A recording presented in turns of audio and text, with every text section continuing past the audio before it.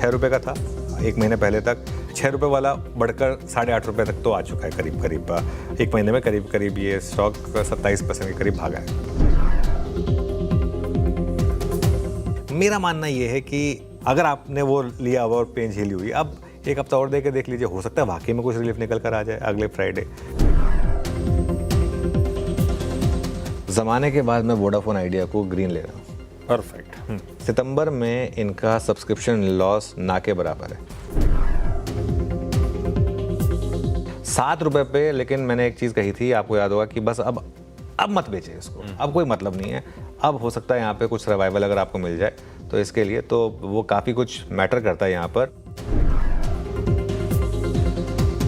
अब देखिए Vodafone idea जो है ये मेरे ख्याल से अब इसका एक फ्रेश 52 वीक हाई होगा 11.07। अब ये 11 के ऊपर टिक रहा है। सबसे इम्पॉर्टेंट चीज़ ये है 7 साढ़े 7 के करीब हमने बार बात कर रहे हैं कि अपना नेगेटिव व्यू ख़त्म किया था और वहाँ पे एक व्यू ये लिया गया था कि अब यहाँ पर एक शायद एक आपको हो सकता है एक पॉसिबली एक ट्रेड मिल जाए।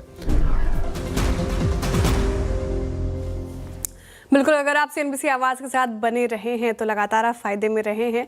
और वोडाफोन आइडिया पर ₹6 से सर आपने अपनी जो कॉल है वो बदली थी और पॉजिटिव हुए थे आप, और अब हम 12 के लेवल पर खड़े हैं और लगातार पॉजिटिव खबरें ही आ रही हैं। हालांकि अभी भी कोई पुष्टि है नहीं इस AGR खबर को लेकर, लेकिन अब वोडाफोन पर क्या व्यू बन रहा है? 12 पर है हम, यहाँ से और अपसाइड देख रहे हैं, हालात और सुधरते हुए नजर आएंगे क्या?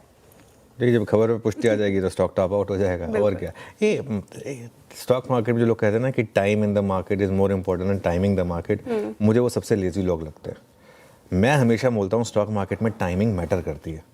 एक ही स्टॉक में कुछ लोग जो 17 पे फंसे हुए हैं, जिनको ये लालच दिया गया था कि 50 या 60 हो जाएगा, आज की डेट में वो भी रो रहे हैं। लेकिन जो 6 या 7 में जिसने ले लिया वो आज की डेट में खुश है। तो इसके लिए ये मैटर करता है कि आपने किस प्राइस पर अपना जो व्यू है वो लिया है यहाँ पर। देखिए श्रेया, जो ET की रिपोर्ट यत्न बता रहे हैं ना, मेरे ख्याल से वो भी शायद कंजर्वेटिव है, क्योंकि हो सकता है कि जो मोरेटोरियम है वो उससे भी ज़्यादा हो और जो रिलीफ है वो भी उससे भी ज़्यादा हो। ये आपको स्क्रीन बता रही है, क्योंकि अब सरकार के ऊपर छोड़ दिया गया है। मैं जैसे सुप्रीम कोर्ट की हियरिंग में सुन रहा था, वो क्लियरली चीफ जस्टिस ने अब ये सरकार के ऊपर छोड़ दिया है और ये सिर्फ वोडाफोन आइडिया के लिए रिलीफ है। और अब सरकार का खुद का 49% उसमें स्टेक है। मिनी क्वासी PSU ही हो गई है ये। अच्छा, मुझे नहीं लगता कि इसमें आगे जाके सरकार कोई कंपनी चलानी है। इवेंचुअली इसका एंड गेम ये है, मुझे जो लग रहा है, इवेंचुअली मुझे इसका एंड गेम ये लग रहा है कि इवेंचुअली ये कंपनी को किसी को बेच दिया जाएगा, क्योंकि गवर्नमेंट का कोई बिजनेस नहीं है टेलीकॉम बिजनेस में रहने का। वो हम देख चुके हैं BSNL और MTNL में रह के क्या हुआ। तो इसके लिए वो लेकिन इसमें सबसे इम्पोर्टेंट ये होगा कि देखिए जनता को भी एक मैसेज देना है कि इसमें सरकार का कोई लॉस नहीं हुआ है।